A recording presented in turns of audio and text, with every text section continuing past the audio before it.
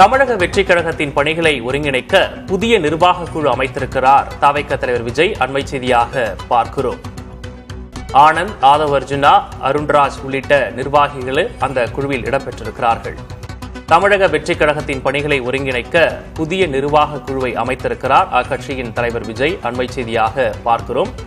ஆனந்த், ஆதவ் அர்ஜுனா, அருண்ராஜ், நிர்மல்குமார், ராஜ்மோகன் உட்பட 28 பேருக்கு அந்த குழுவில் இடமளிக்கப்பட்டிருக்கிறது.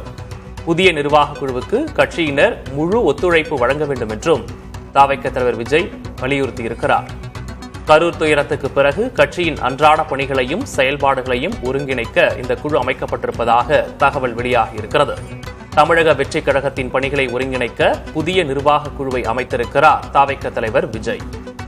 அதில் ஆனந்த், ஆதவ் அர்ஜுனா, அருண்ராஜ், நிர்மல்குமார், ராஜ்மோகன் உட்பட 28 பேருக்கு இடமளிக்கப்பட்டிருக்கிறது.